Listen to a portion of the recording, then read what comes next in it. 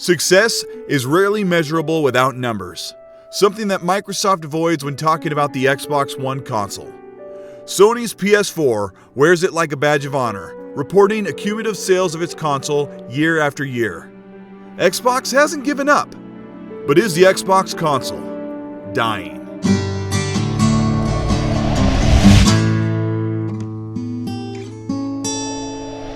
To the casual and the uninitiated, the Xbox One is a big platform, just like its competition, the PS4. The majority of console owners own an Xbox One or a PS4 for the year's biggest annualized sports games, competitive multiplayer shooters, and now the massively popular Battle Royale game flashing in the pan. For the rest of us, the loud, vocal minority, the hardcore gamer, buying almost every big game, watching the latest gaming news, and abound on social media, it's all about the dominance of the PlayStation platform and the ripples of Microsoft treading water with the Xbox One. It was a push and pull, an ebb and flow that kept both companies on their toes, and that back and forth, that kept loyal fans of either platform arguing about which one was better. That dynamic competition was alive the first couple of years for the PS4 and X1 generation. PS4 had a few exclusives early on, but in 2017, they made up for lost ground by dropping huge AAA, meaningful open-world narrative games that excelled over Microsoft's best lineup in Xbox history. Xbox One has some amazing games this generation, and their collective grade is around a B-, maybe a little lower, but no one can ignore or stop talking about how PS4 has 2 times the exclusives with a collective grade of B+ to up to A-. It boils down to this. The last great hit game on Xbox One was Forza Horizon 3 in 2016. And the next great hit game in the pipeline is the unannounced Forza Horizon 4 in 2018. What was thought to be a year-long exclusive slump with the occasional mediocre game with missing content or performance issues on or offline has become the harsh reality of a 2-year slump with the Xbox, with a less than stellar pedigree of games in the rearview. Microsoft has always kept their word to deliver games not found on the PlayStation, but last year was marred with mediocrity, with Halo Wars 2 and a slightly improved but gorgeous top-tier Forza 7, and the no-one-asked-for-it Super Lucky's Tale. And if you were waiting for 2018 to redeem a faltering year, Microsoft released the multiple-delayed Sea of Thieves and State of Decay 2, and with a smile on their face, released both with missing content on the seas or broken and glitchy in zombie territory. It's not like Microsoft can't provide fun, enjoyable games. Even at their worst, Sea of Thieves has personally provided my friends and I authentic enjoyment, even if it sinks a week or two later. But right now, State of Decay 2 is double everything the first game offered in visuals and features, but buggy, tarnished, occasional gameplay, and unreliable, rough co-op has plummeted the Metacritic score below Sea of Thieves. Seems like Microsoft can't catch a break. But 2 major disconnects are to blame here.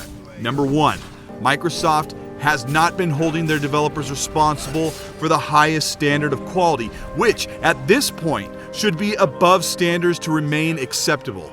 Number 2, Microsoft just doesn't seem to know what their core fanbase wants.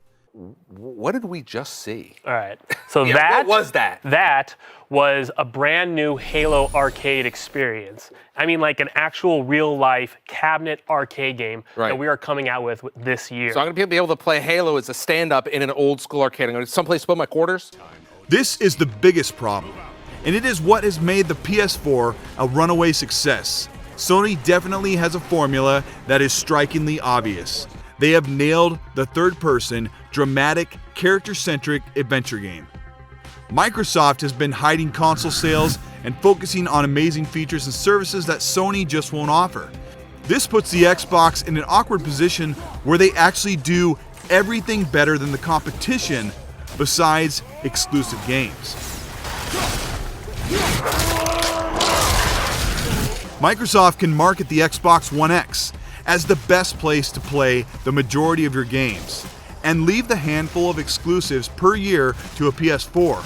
But if you can handle the concessions of missing out on better visuals and performance, almost all of the console gaming experience can be covered on a PS4. Now, E3 is coming, and those holding out on a flying prayer that Microsoft has secret treasures waiting for 2018. And the Xbox platform is in the worst position it's ever been. But keep an eye on social media and the forums, and the majority of Xbox One gamers seem to be frustrated but still more positive than the so-called concerned non-profit philanthropists on the PS4. The loudest voice is the sore winners holding Sony's success and great games over those that can't have them. This, of course, is the worst case of fanboyism, but what we all forget is the majority of games we play each year are the best multi-platform games with a few exclusives by the end of the year. At a ratio, I'd say around 2 exclusives for every 12 games, on average.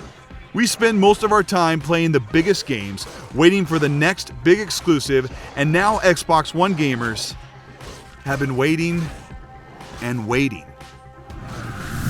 Microsoft did announce plans for a Santa Monica, California-based quadruple A studio, but that just means that Xbox owners won't see the fruits of those labors until next generation in 2 to 5 years.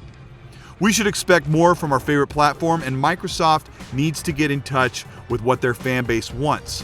It's hard for me to honestly say that I'm not getting enough entertainment out of my Xbox One since I play over 80% of my games on it. And Sony has 1 to 3 games every year that make the PS4 worth keeping around. But this console, backed by such a massive software company, Microsoft should be pushing bigger and better experiences to keep top-tier services alive on Xbox One. This is Colteastwood. I appreciate you taking the time to watch this video, and if you've been with my channel for a while, this isn't some kind of 180 or flip-flop. In fact, I may be concerned about how Microsoft is handling the Xbox lately, but I'm certainly not worried. But I also don't have blind faith that they'll have it all figured out.